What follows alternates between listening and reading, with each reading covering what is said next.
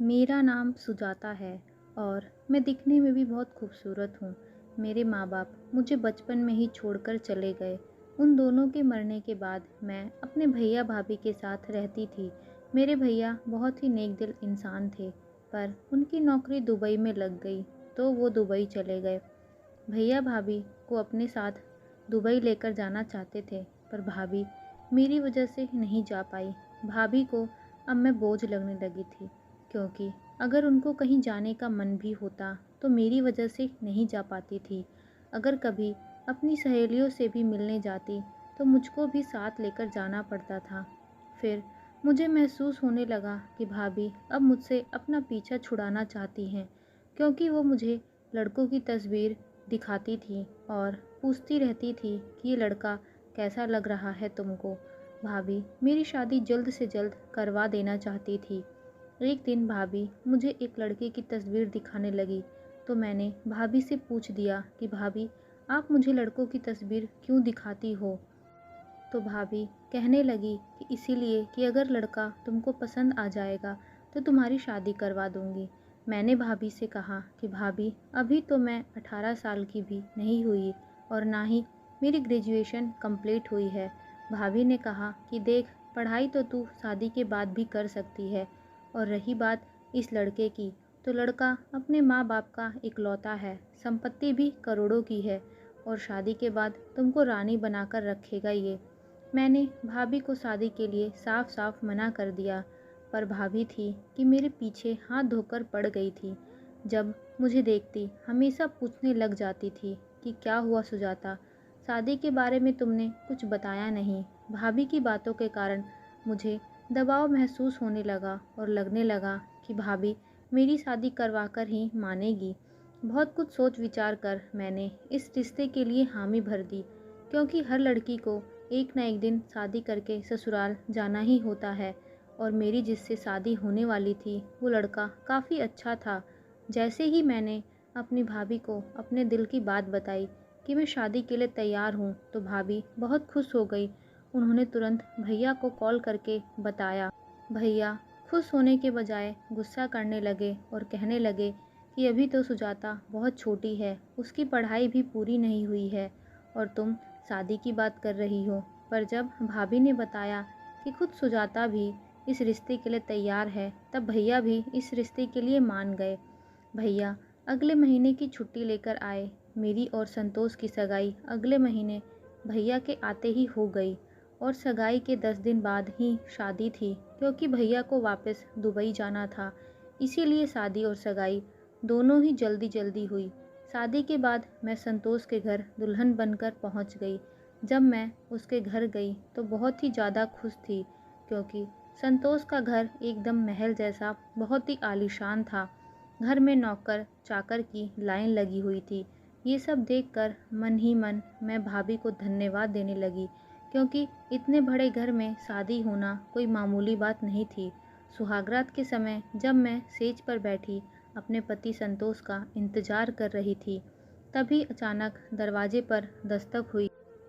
उस दस्तक की आवाज़ ने मानो मेरे रोम रोम में खुशियाँ भर दी हो। फिर संतोष कमरे में आए और उन्होंने मेरी बेरंग ज़िंदगी में मानो रंग भर दिया हो। पर ये सब कुछ शायद कुछ पलों का मेहमान था, क्योंकि हम दोनों के बीच सब कुछ हो जाने के बाद संतोष का रवैया ही बदल गया था। वो मुझे घसीट कर दूसरे कमरे में ले गए और बंद कर दिया। उस कमरे में एक आदमी बेड पे लेटा हुआ था। उस आदमी को देखकर लगता था कि उसकी दिमागी हालत ठीक नहीं है। संतोष मुझे उस कमरे में बंद करके जा चुका था। अपने साथ ये सब होता देख मैं फूट फूट कर रोने लगी थी। अपनी किस्मत को कोसे जा रही थी। मैंने अपनी नई ज़िंदगी के लिए बहुत सपने संजोए थे, पर मेरे साथ सब कुछ उल्टा हो रहा था। यही सोच सोच कर मैं रोए जा रही थी। तभी बिस्तर पर लेटा हुआ आदमी उठकर मेरे पास आया और बोला, ये जो कुछ भी तुम्हारे साथ हो रहा है, आज से 4 साल पहले से होता आ रहा है। संतोष को नई नई लड़कियों की ज़िंदगी के साथ खेलने की आदत है। वो आज से पहले भी बहुत लड़कियों के साथ रात बिताकर मेरे कमरे में छोड़ जाता है। फिर उस लड़की के ऊपर मुझे लेकर गलत आरोप लगाता है और उन्हें छोड़ देता है। संतोष का मैं बड़ा भाई हूँ, पर प्रॉपर्टी के लालच में वो रोज़ मुझे पागल होने की दवाई खाने में मिलाकर देता है, पर संतोष की सच्चाई का पता मुझे जल्द ही चल गया, इसीलिए उसके हाथ का दिया हुआ मैं कुछ भी नहीं खाता हूँ। उस दवाई के कारण मैं शारीरिक और मानसिक दोनों रूप से कमज़ोर होते जा रहा था, पर जब से मैंने दवा खाना छोड़ा है, मैं ठीक हो रहा हूँ। पर संतोष के सामने मैं पागल होने का नाटक करता हूँ, जिससे कि उसे लगे कि मैं अभी भी उसकी मिलाई हुई दवाई खा रहा हूँ। बस मैं सही वक्त का इंतज़ार कर रहा हूँ। जब मैं पूरी तरह मजबूत हो जाऊँगा तो संतोष की सारी सच्चाई सभी के सामने लेकर आऊँगा। आज तक संतोष जितनी भी लड़कियों को लेकर आया था, मैंने किसी से कुछ भी नहीं कहा, क्योंकि मेरी दिमागी हालत ठीक नहीं थी।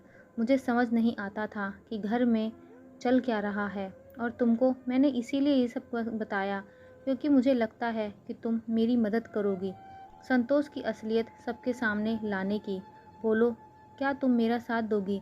संतोष के भाई विकास एक अच्छे इंसान थे, उनकी बात मुझे सच्ची लगी।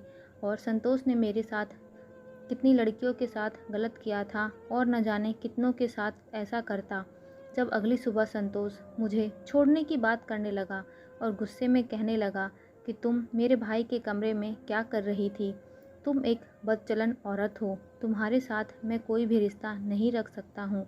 संतोष के ऐसा कहने पर उस वक्त मैं चुपचाप वहाँ से निकल गई, पर मैंने और संतोष के बड़े भाई विकास ने एक प्लान बनाया था। मैं उस वक्त तो इस घर से चली जाऊंगी, पर रात को तुम पीछे का दरवाज़ा खोल देना, मैं वापस आ जाऊंगी।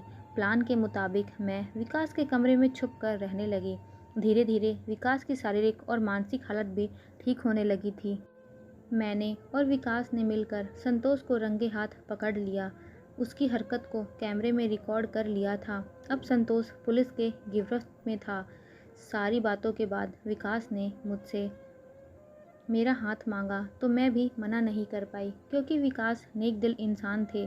मैंने बिना कुछ सोचे समझे उनको अपना जीवन साथी मान लिया था। फिर हम दोनों खुशी खुशी अपना जीवन जीने लगे। मेरे भैया भाभी भी मेरी शादी के बाद दुबई चले गए थे। धन्यवाद दोस्तों।